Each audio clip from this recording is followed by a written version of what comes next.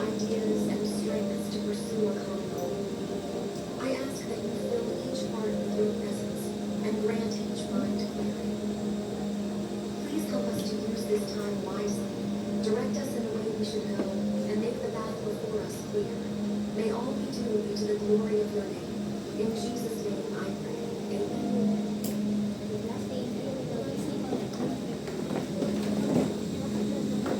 Welcome back. So good afternoon, PIT 314. Good afternoon, ma'am. So before we start, let us have our attendance first. So may I call on the class representative of the class to report the number of absentees and present. So for the attendance, the absentees today are Escuelas and Pascual. So in total, in 19 students. So 17 out of 19 are present. Okay, thank you. Is Andrade. So before we proceed to our lesson proper, let us first discuss our classroom rules. So here in our board, I have here the acronym of FASHION. So we want to read our classroom rules. Yes, Mr. Aquino. Classroom rules focus on learning. It consists of fashion. The F is focused on learning. A is for act respectfully. S is for speak appropriately. H is for help keep the classroom clean. I is for involve yourself actively. O is for observe rules. And lastly, the N is for nurture materials. Okay, thank you, Mr. Aquino. So yung lagi ko sinasabi sa inyo na kung ano yung tinatnan nyo na classroom, ganun nyo din siya iiwan. So kapag may nagsasalita, hindi po natin dapat masasabayan and wala pong cellphones po dapat na nasa ibabaw ng ating mga tables to avoid distraction. So, klaro naman po ba sa lahat ang ating classroom rules? Okay. So, for our recap, what are your key takeaways about the past lesson that have discussed by Ms. Blue?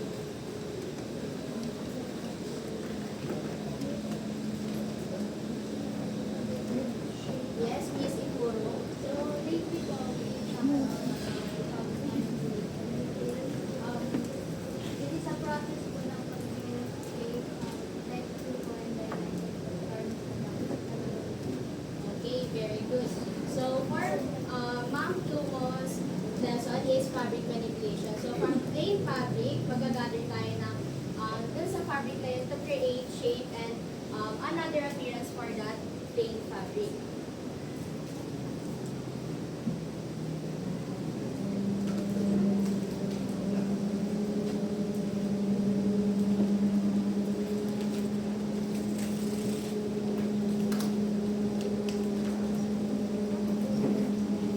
So to add up energy for this afternoon, I have here a prepared energizer that is very familiar sa inyong class.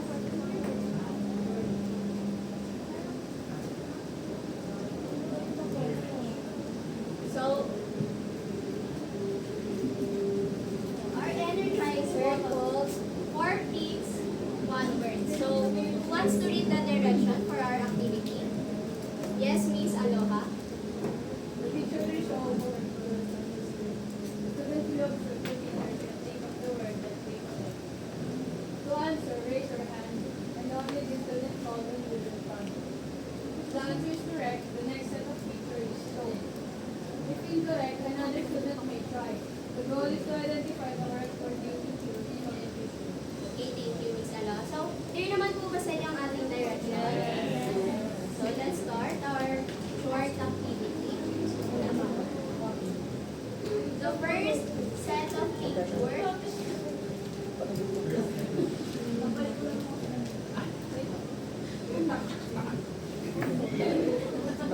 Sobrang hirap. Yes, Mr. Gallardo. Let's see if your answer is correct. Feeling ko bottoms na ba? Okay, very good. Let's give him a big clap. Sino nag-apat? Hindi marunong magbilang. Thank you. Next. Oh,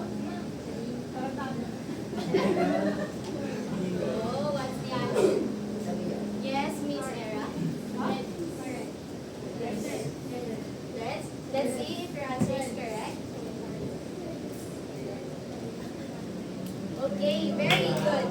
Let's give her 3 claps. 1, 2, 3. Okay, next.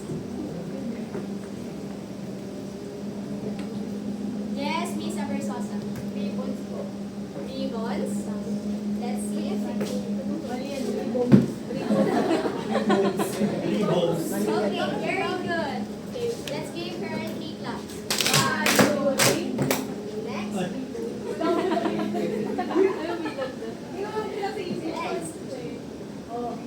Ano yan? Yes, Richard. Read word. Let's see.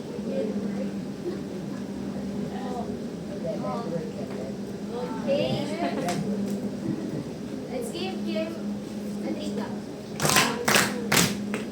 Okay. For last, set of picture. Ano yan?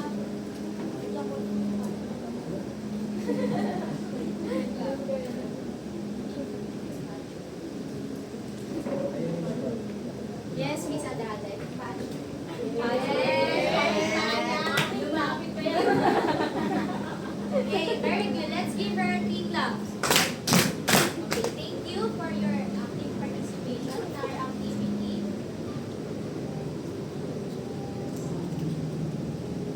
Now, based on our activity, what do you think is our topic for today? Based on the set of pictures, based on the words. Yes, Miss Atara. Let's see. Okay. Yes, very good. Let's give her 3 claps. Okay, thank you. So our topic for today is about fashion embellishment. So what are your ideas when we say fashion embellishment? May mga ideas ba kayo kapag narinig niyo yung salitang fashion embellishment?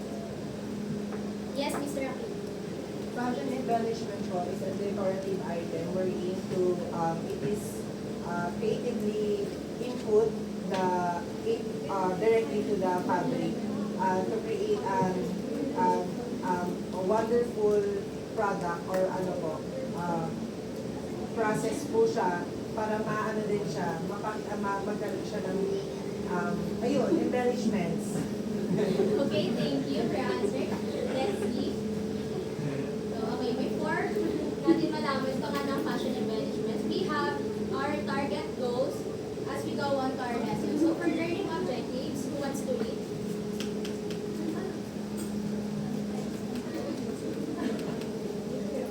Yes, Miss Alama. Learning objectives. At the end of the lesson, the students will be able to 1. Define what is fashion embellishment and their purpose, and enhancing garments. 2. Classify the different embellishments according to use and show the role of creativity and craftsmanship in designing embellishment garments. Okay, thank you. So, ito yung mga goals na kailangan natin as we go on to our lesson for today. So, let's see kung tama ba yung sagot ni Mr. Aquino kanina. So, yes.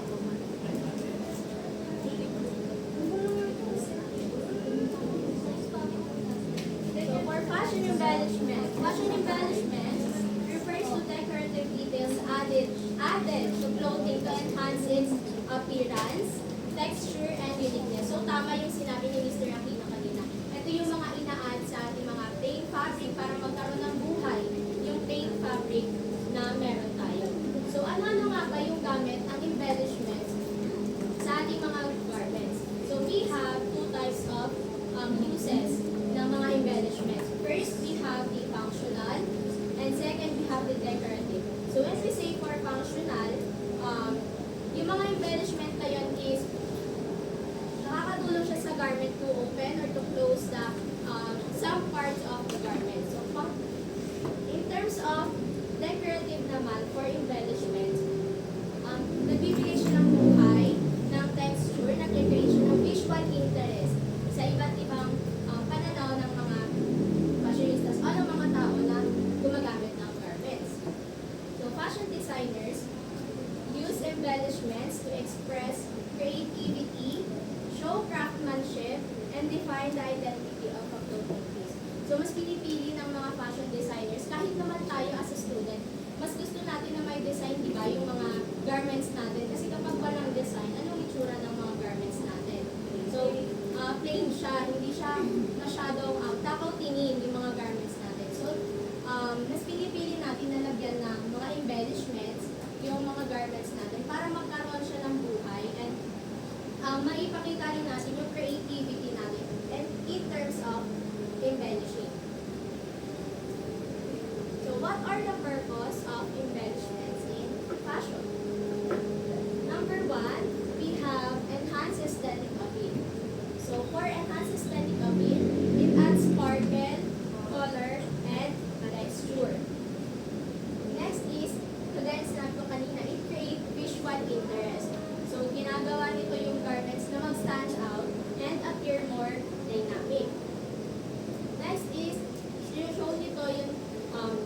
budget ng isang designer in terms of embroidery, yung iba't ibang mga embellishments, beadwork, and hand stitching showcase artisan skills.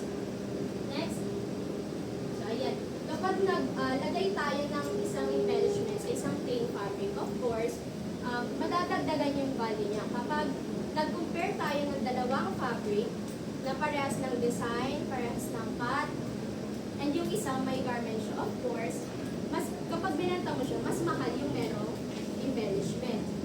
And then, di ba nangyayari na sa atin yan kapag bumibili tayo, na napapaisip tayo na bakit mas mahal yung isang garment na parehas lang naman sila.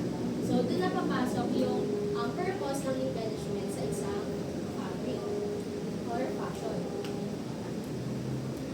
So, let us now categorize categories of fabric embellishment techniques.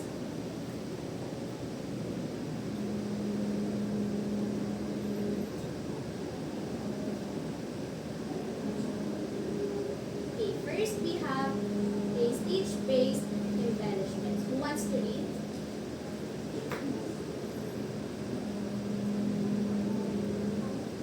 Yes, Mr. Quezon. Stitch-based embellishment. These are embellishment created using needle and thread. Number one is embroidery. Decorative stitching on fabric to create patterns, monograms, or images. Ayan, for stitch-based embellishment, from the word itself, stitch. So, ginagamitan siya ng needle and thread. So, ang ating first example is embroidery. So, ang embroidery, meron na siyang two types ngayon. So, before, kung may tatanong natin sa mga parents natin, ang embroidery talaga is ginagawang libangan ng mga parents natin before. So, ang embroidery, hand stitch talaga siyang ginagawa before. Pero, dahil nasa modernize na tayo at ginagamit na talaga siya sa fashion, nagkakaroon tayo ng machine embroidery. Siyempre, kapag mga bulk orders na yung mga embroideries, ginagamitan na natin siya ng machine. Pero kapag mga panlibangan lang natin, mga pan-design lang natin sa pansarili natin, pwede na rin natin gamitin yung hand stitch based na embroidery. So, decorative stitching on fabric to create patterns. So, may iba't iba siyang patterns. It can be florals. Meron pa nga din, di ba, yung mga different shapes. Mga different shapes and yung mga iba pa, or houses, yung mga common designs na ginagawa before. So, that is embroidery. Next, we have smocking. So, for smocking, it is a decorative gathering technique, creating small pleats that form texture. So, kanina, alam ko, nag-discuss na rin ito sa inyo ni Miss Duho. So, for smocking, plain garment lang siya. Plain garments, and then gagawa lang kayo ng iba't ibang shapes or pleats dun sa garments na yon. And then, kapag nasama-sama na siya, magiging ganyan yung kabuuhan niya. So, itong mga picture na to, yung nasa right na picture, yung pangalawa, may mga iba't ibang steps yan and techniques kung paano lalabas yung mga ganyang design. So, that is smocking. Next, we have patchwork. So, familiar na rin yan sa inyo dahil ginawa na rin yan ninyo kanina sa activity ni Ma'am Bruno. So, ang patchwork, it is a combination of different fabric pieces to create textured patterns. So, yung mga fashion houses na merong mga sobrang mga or excess fabrics, ang ginagawa nila is ginagawa nilang patchwork. So, pinagdudugtong-dugtong nila yung mga fabrics, mga excess fabrics nila, and then nag-create sila ng another fashion pieces using that technique. Naiintindihan po ba? So, what are the three stitch-based embellishment? Raise your hand if you want to answer. Yes, Miss Julie.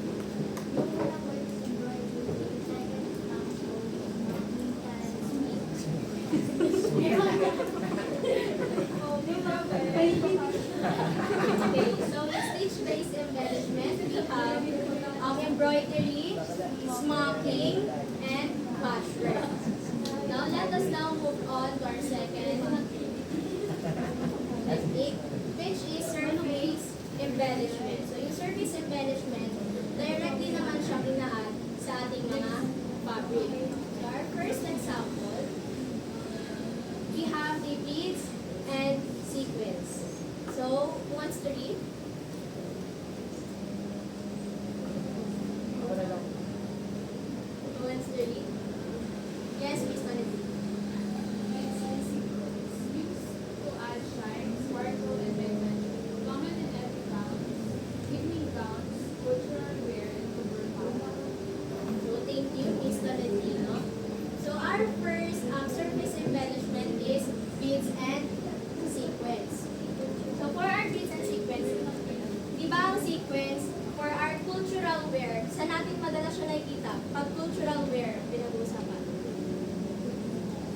common to before, lalo na nung elementary tayo, ginagamit natin siya madalas.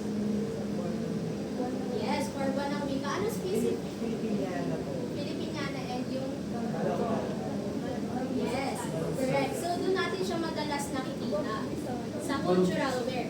So, syempre, common na talaga siya sa evening gowns kasi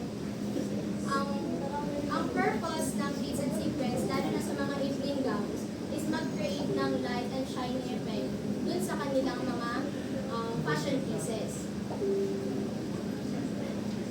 So, next, we have fabric painting and printing. So, in fabric painting and printing, applying dyes or fabric paints or screen prints to create customized design. So, meron ulit tayong dalawang example na ngayon. So, yung painting, of course, used by hands, and yung ating printing is ginagamitan na siya ng machine. So, kagaya ng kanina, kapag maramihan na halimbawa isa tayong fashion houses, hindi na tayo pwedeng gumamit ng hand painting, lalo na kung bulk orders yung meron tayo sa ating fashion houses.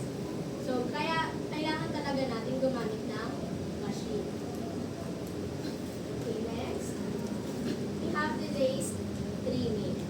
So, for days streaming, ina-add siya sa mga damit, lalo na for girls or for kids, para mas ma-enhance yung femininity and softness ng taong nagsusuot.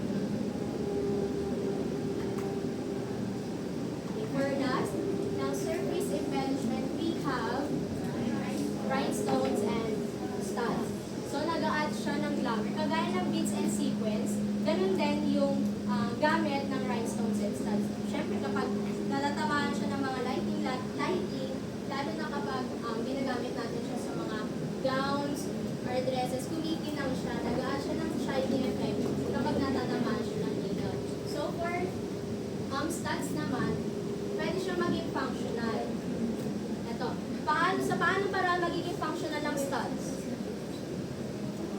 Yes, Mr. Tito. Ano po, nagiging ano po,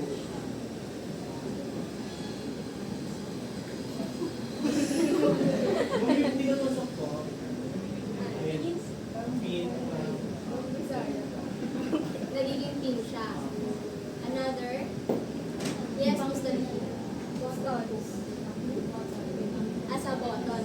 So, correct, Miss Tolentino. So, halimbawa, meron tayong mga loose na mga garments. So, pwede natin siyang gamitin. Kaso nga lang, itong stud, ito yung pinaka-ano nito.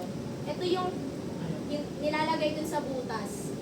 Tapos, tsaka ididiin tong ito sa taas na to. Or pwede naman siya, yung pangalawang way niya is ipupukpok to mismo sa fabric para lumiin talaga siya dun. So, yung studs, ay yung rhinestones naman, ginagamitan siya ng fabric glue para dumikit sa ating mga fabric.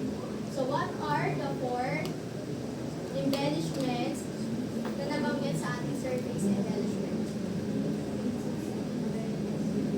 Yes, Mr. Beads and sequins.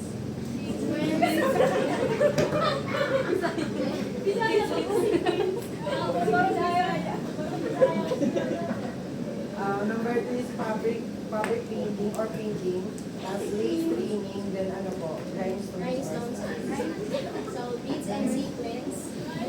Sequins siya, kaibahan siya dun sa sequins. Yung sequins na NCE yung huli. Ito sequins talaga siya. Sequins. Sequins, fabric painting or printing, lace streaming, and rhinestones or studs. For our next category, we have cultural 3D or structural or 3D embellishment.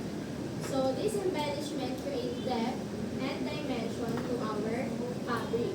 So the first one, we have ribbons and bows. Who wants to read? Yes, Mr. M. Ribbons and bows often used in children's wear or romantic gift fashion. Okay, thank you so much. So, ribbons and bows, karaniwan natin siya nakikita sa mga garments na mga pambata.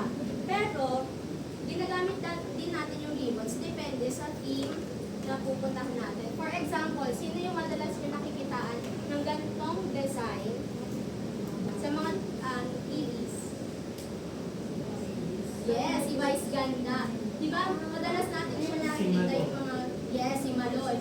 Ang kadalasan niyang ginagamit yung ribbons and bows kapag may mga shows or dinedependihan niya yung theme ng isang event na pupuntahan niya.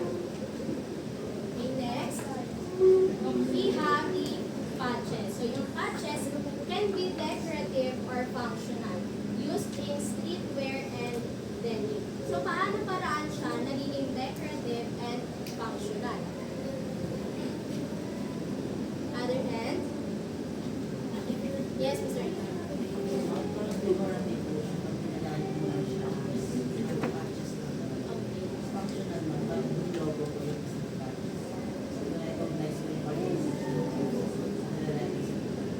Okay, thank you. So, nagiging decorative siya kapag ginagamit lang natin siyang pang-design sa mga fabric natin or added lang na pang-style. Nagiging functional naman siya, halimbawa, may kagaya na sinabi ni Mr. Echaure, ginagamit siya halimbawa sa mga logos, pwede siyang iron and pwede rin siya na ginagamitan ng makina. So, nagiging functional din siya in other uses kapag halimbawa, yung ibang part ng garment nyo is may butas. So, pwede nyo siyang gamitin na panakip. So, di ba, hindi na siya magiging functional, magiging design din siya sa ating mga garments. So, clear po ba? Next. We have pleats and ruffles. So, pleats and ruffles add movement, layers, and volume to garments. So, yung pleats, ginagamit natin siya kapag gusto natin malinis lang tignan yung mga fashion pieces natin. Kagaya ng mga ano? Kagaya ng skirts. So, di ba, lalo na kapag formal wear natin siya sa suotin, yung mga skirts na may mga pleats yan, malilinis tignan. While yung ruffles naman, nag-create siya ng volume, ng another texture sa garment natin, kagaya na nasa example. So last, embellishment for structural or 3D embellishment, we have the tassels and fringe. Tassels and fringe. So used in bohemian, cultural, or modern chic fashion style. So ito, nauso na ito dati, di ba? Yung tassels. Saan natin ito siya nagamit? Sa cortina, sa fashion wear. Saan natin siya nagamit? Sa? Sa earrings? Sa? Yung pang-tango na mga fashion pieces. So, di ba, may mga iba't ibang type pa kasi yung bilog dati na sumikat yung sa shorts. Sa shorts yung bilog-bilog yun. Tapos din ang tawag to. So, ayan, dun siya natin nakikita before na common talaga. And for our fringe, yan. Saan natin nakikita yung fringe? Fringe style na embellishment.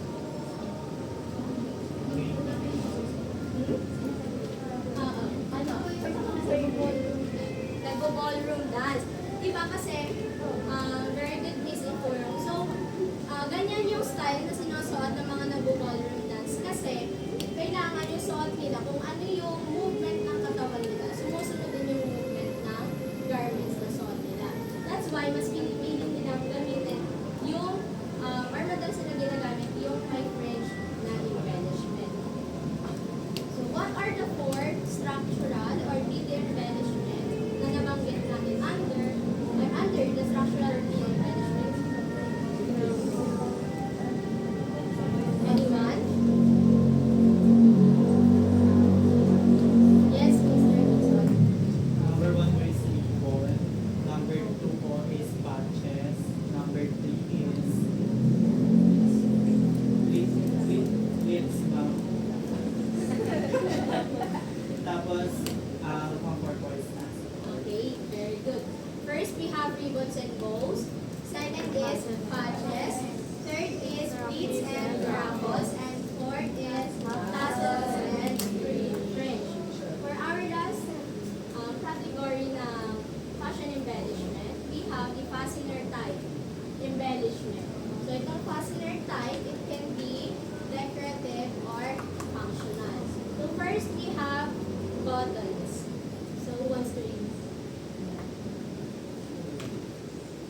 Yes, Mr. Emma. Buttons available in unique shapes, textures, and materials. Okay, thank you.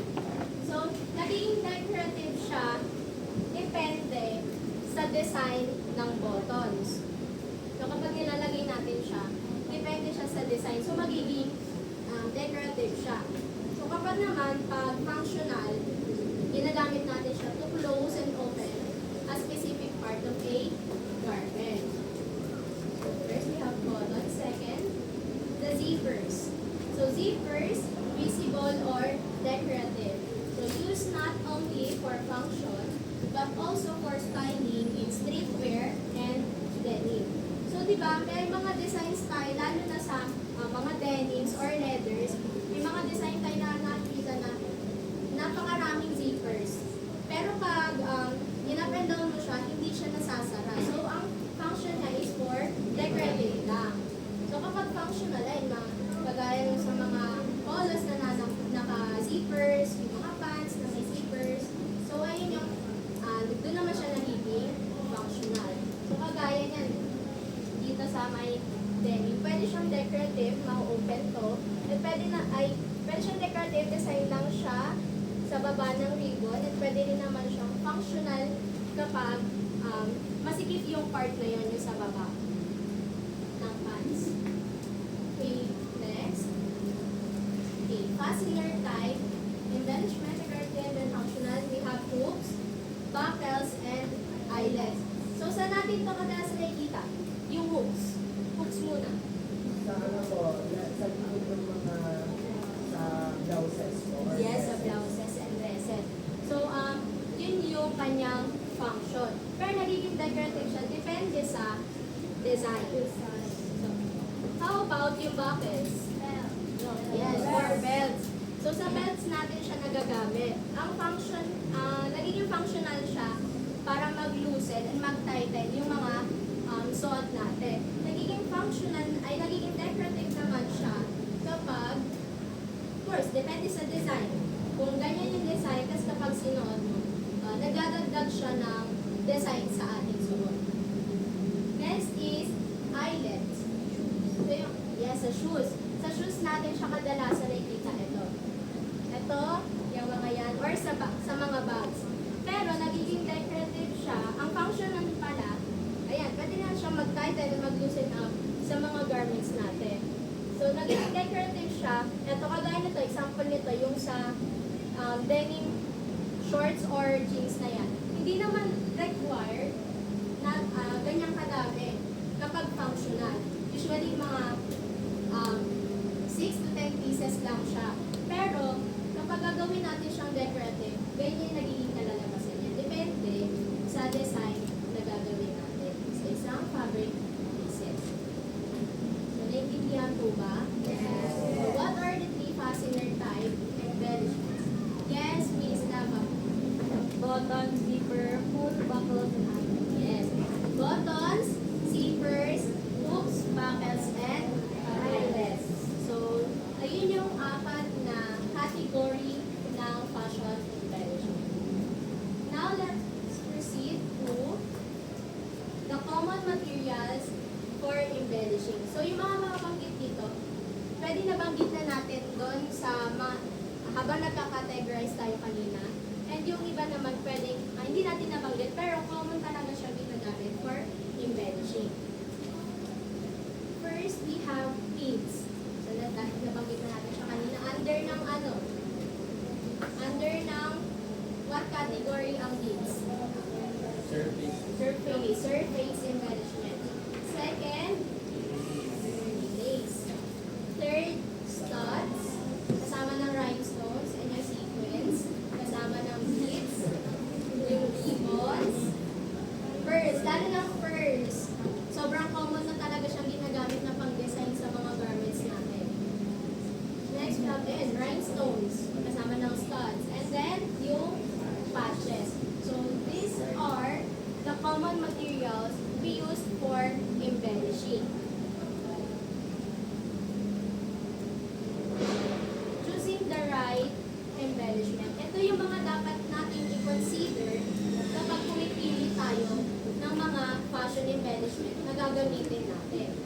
ano-ano nga ba yung mga dapat natin i-consider bago tayo pumili ng mga embellishments? So, who wants to be? Miss Estrada. Choosing the right embellishment. Fashion designers consider the following. Number 1, fabric type. Light fabric, chiffon, require lightweight embellishment. Heavy fabrics like denim can support mixed styles. Number 2, garment purpose. Casual wear, simple details, formal wear, beads, sequins, and embroidery. Okay, thank you, Miss Estrada. So, kaya, for fabric type, kapag mamimili tayo ng tamang embellishment, kailangan natin i-consider yung fabric type. So, kapag light fabrics, of course, lightweight din yung mga embellishments na gagamitin natin. Kasi kapag light fabric, tapos heavy embellishments yung ginamit natin, lalaylay siya. Lalaylay yung embellishment na gagamitin natin. Or worse, madali siya matanggal. So, for heavy fabrics, ganun din. Kung heavy fabrics, heavy embellishments din yung gagamitin natin. So, for example, denim. So, pwede natin siya gamitin ng beads, o kaya yung studs, kanina yung pinupukpok or yung pinuputasan. Next is, we need to consider also the garment purpose. For casual wear or for formal wear. Mamaya pang formal wear pala yung ang purpose ng garment na yun, tapos ang nilagay mong embellishment is patches. So, hindi siya akma. So, dapat, kailangan muna natin malaman kung para saan yung garment na yun before tayo mamili or maglagay ng mga embellishments. Okay, naintindihan po ba? Yes. Okay.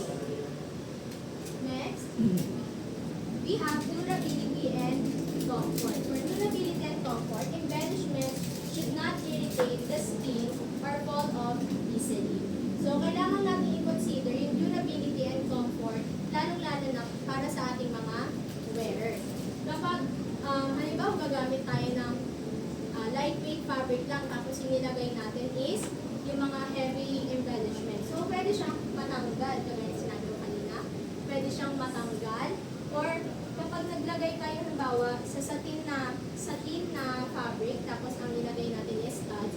So, syempre, kapag sinuot yun, hindi siya comfortable sa feeling ng mga wearer kasi tutusok-tusok siya sa loob.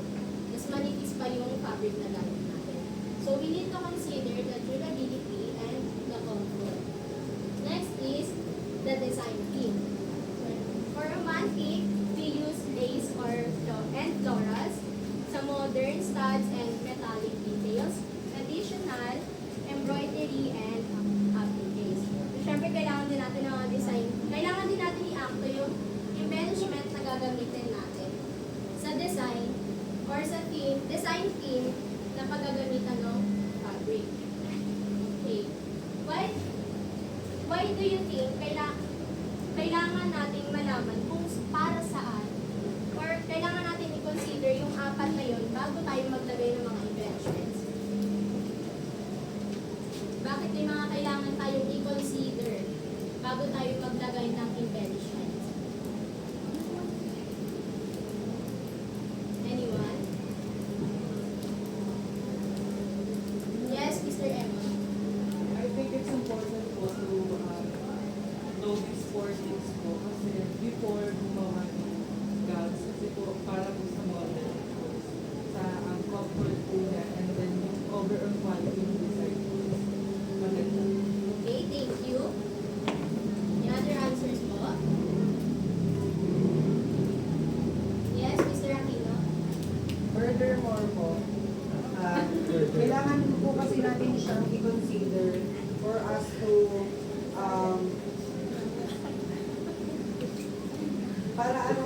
para ma-maintain natin yung kagandahan, hindi lang yung quality, but also the durability of the fabric.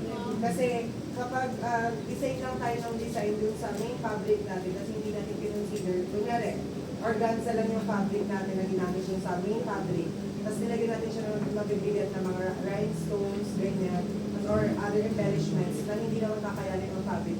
So possible na masira siya during nung sa mismong susuotin nyo ng wearer. So, you should consider these four things before proceeding the mass production. Charis. Yung main product. Okay, very good. Thank you for your answer. So, kailangan nating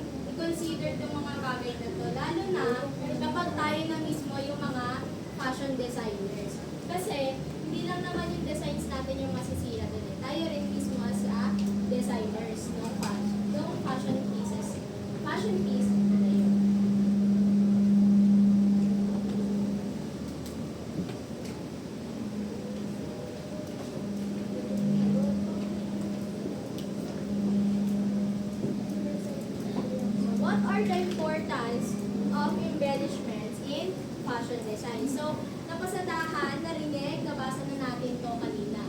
So, first we have enhances creativity. So, di ba nag-add tayo ng designs para ma-showcase yung craftsmanship and yung creativity ng isang designer. Next, adds value and uniqueness. So, of course, kapag nag-add tayo ng embellishment, magiging kakaiba ka na sa iba. Kasi sarili mo na rin siyang design. And, nag-add pa yung value ng garment na yun because of that embellishment.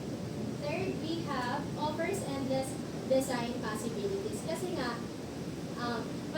malawak yung pag-iisip natin. So, nasa sa atin kung ano yung design na i-add natin sa isang fabric or garment. Fourth is, helps garments match trends and cultural aesthetics. So, connect pa tayo sa kung ano yung mga trends and cultural aesthetics. Last is, allow designers to express identity and storytelling. So, di ba, lalo na sa mga sumasali ng mga budgets, so may mga stories behind doon sa mga fashion pieces nila, lalo kahit na yung mga small details lang ng fashion pieces na yun. So, naintindihan po ba? Yes. Naintindihan po ba? Yes. Okay, thank you. So that's all for our lesson proper. Let us now proceed to our activity. Ready na po ba kayo sa ating activity?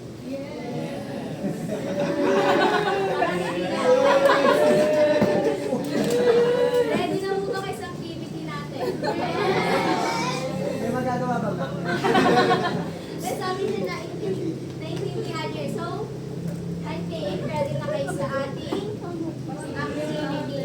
So, for our activity, who wants to read our direction and our task for our activity? Miss Almorfe. Direction. The teacher will divide the class into 3 groups. Each group will receive the same set of pictures showing different types of fashion and life embellishments or techniques.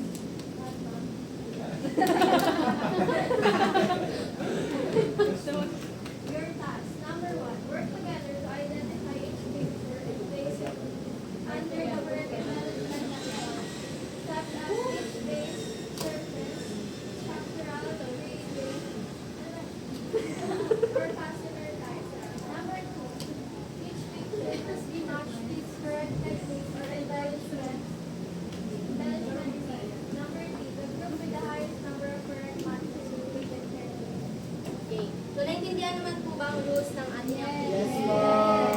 So, bibigyan pa lang kayo ng 5 minutes para mag-brainstorm. Tignan yung pictures and identify kung saang category ba na bibilang yung mga pictures. Nasabi ko lang yung time nila.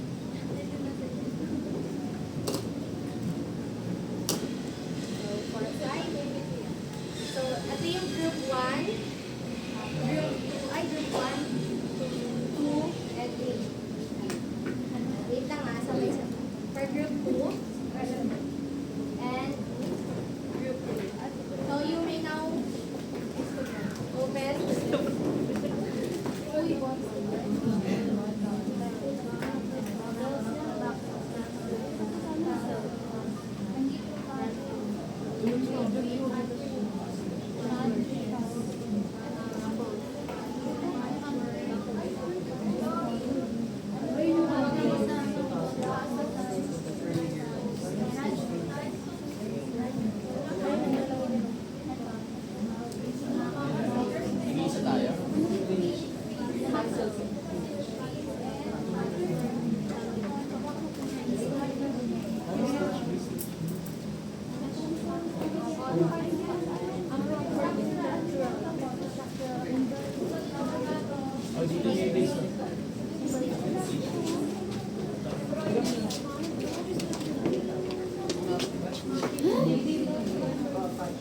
Dapat yung bukas. Hindi, okay na. Okay na.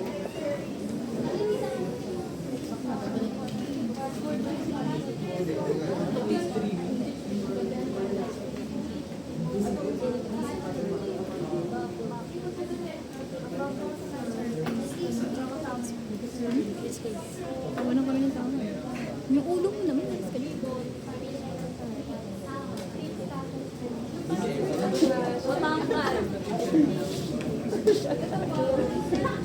matangkad.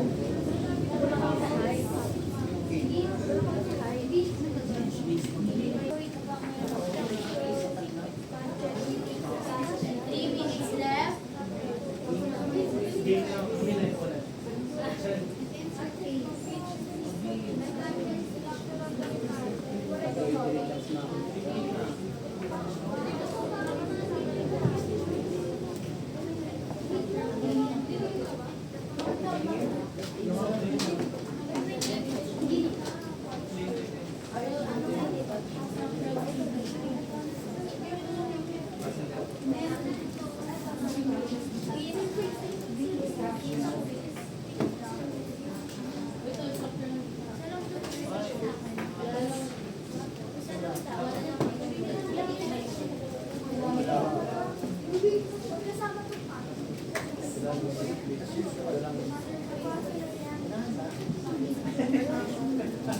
Last 2 minutes.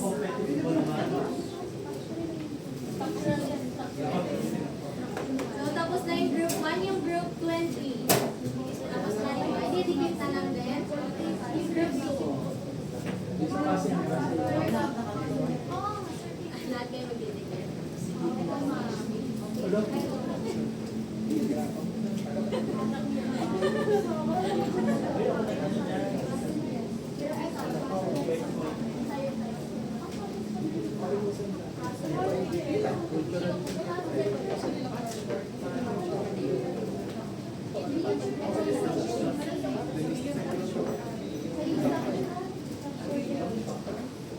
Di tapos na po ba? Group 2, tapos na po.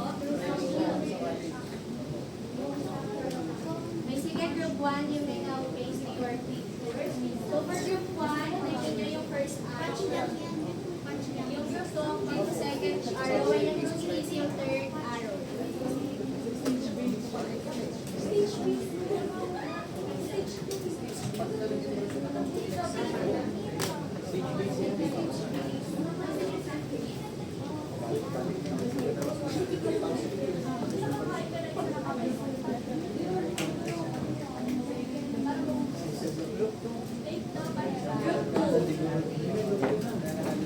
May sige, group 3 muna. Ay, okay na, group 2, group 2. Wala pa tape. Okay, group 3 muna.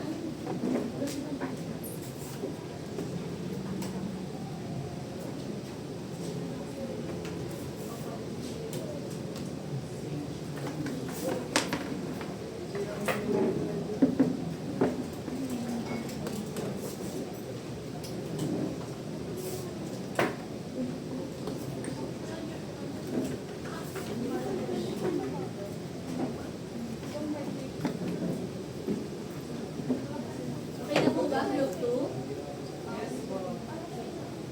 Okay na.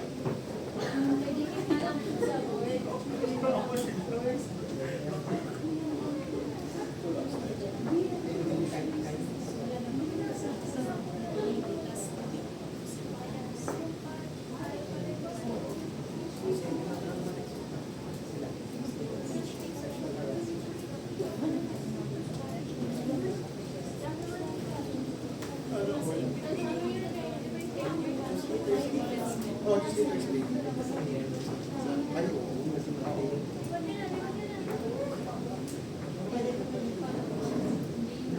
Final answers?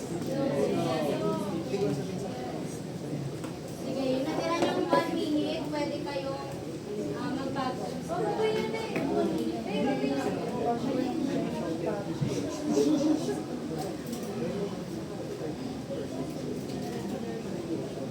50 seconds.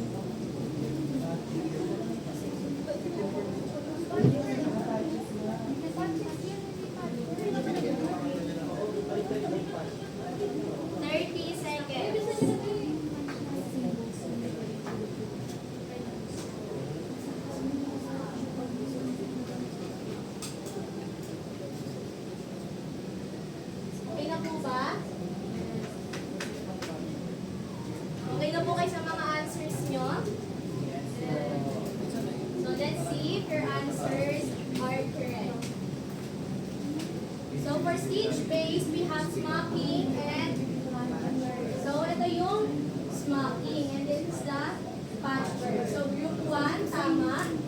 For group 2, so may naligaw. For tama yung dalawa. And for group 3, okay, also correct. For surface, we have beads and sequins and the rhinestone. So tama. May lahat ng mga ay tama. For structural pleating, patches, ruffles, fringe, and tassels. So tama yung group 1.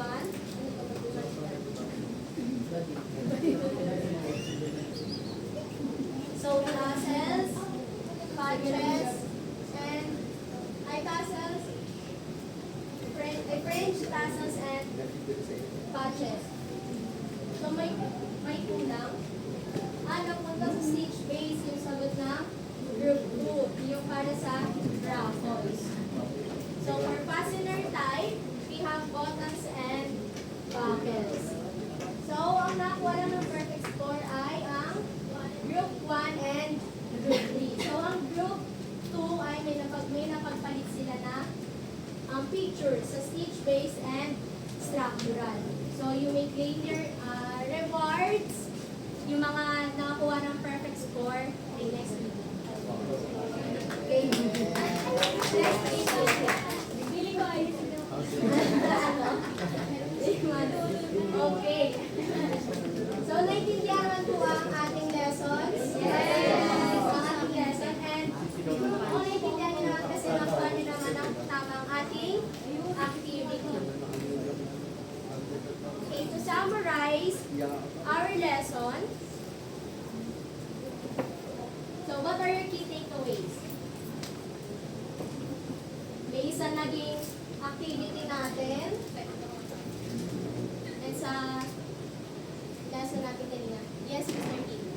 Sa akin po is yung pinaka-take-aways ko is kailangan po natin mamili ng right embellishment po na ilalagay natin sa fabric to make sure po na mas gaganda siya at hindi po siya magiging hindi po siya pangit tignan po. Okay, very good. Mr. Quezon? Yes, Miss Tolentino. Yung encouragement ko is yung functional, puput yung other things sa lalo. Also, kung dito mag-add ng quality para mas increase yung price ng Okay, thank you, Miss Tolentino. Sino pa po? Yes, Mr. Quezon. Ay, Mr. Andre. Sorry. Bali yung embellishment po, ano po siya, is an decorative item for adding details po, or adding structure po, wherein po, adding kasi, adding structure po, wherein nakakaganda po siya, hindi lang sa mata ng ibang tao, but also to create a unique style of fabric. Okay, thank you. Meron pa po ba? Meron pa po. So, ang fashion embellishment, kagaya na na lesson natin kanina. So, hindi lang siya for functional. Nagagamit din natin siya as decorative. So, it depends sa design, sa style, and may iba't iba tayong dapat i-consider kapag mamimili tayo ng mga fashion embellishment. So, let us now proceed to our quiz. Mag-quiz kayo sa akin, kayo mampuno hindi. So for our quiz, direction, read each question carefully and write your answers clearly on the answer sheet provided. So may provided ako na answer sheet. Yes, kasi wala kayong mga papel na dala. Making sure that each answer corresponds to the correct question number. Answer all questions to the best of your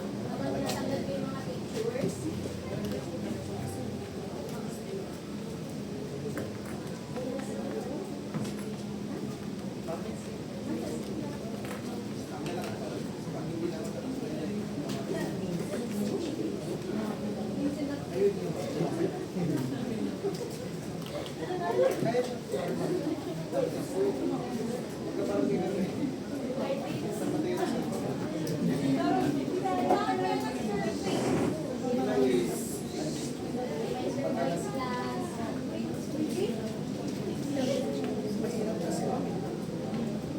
Tapos may time din na pagkakalang sa kayo. Masyado na papalit ko. Kasi gawin na yung kasi ko na lang dami na ako. Hindi ako makapila. So, let's start. Pakitago na po yung mga notes nyo.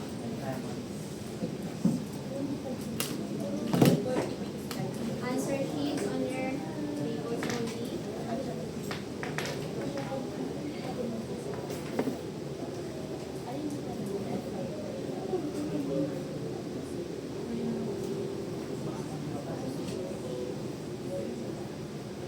Okay, number 1 and 2.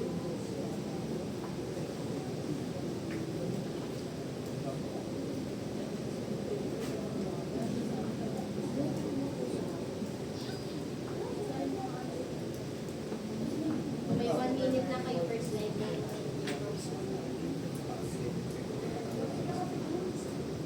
Lapit lang.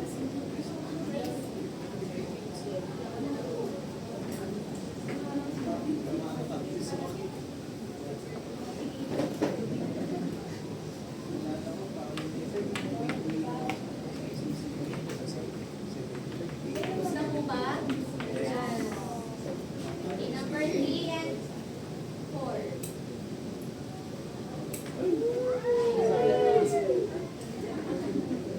3, 4, 5.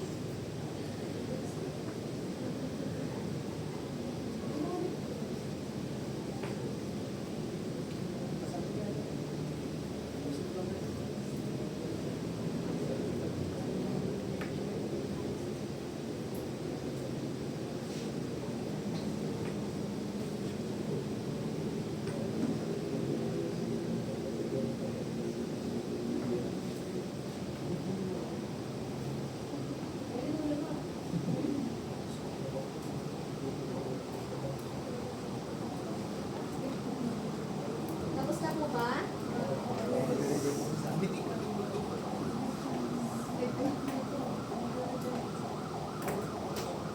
Next. Okay na? 6, 7, 8. Tapos kami na lang.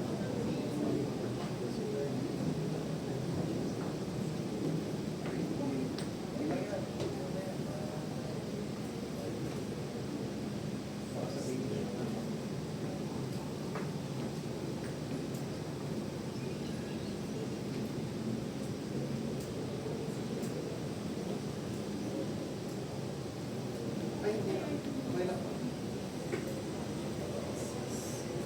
Sus na.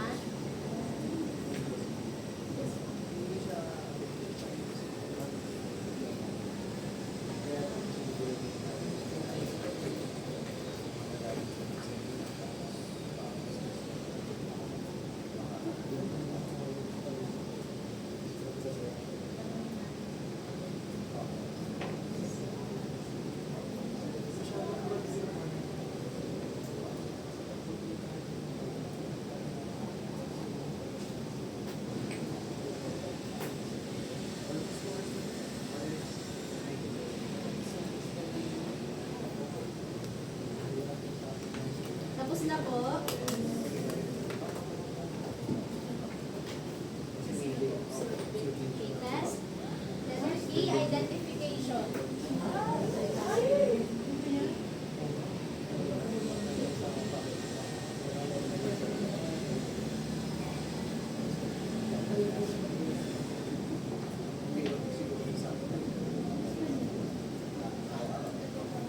Wrong spelling, wrong ha.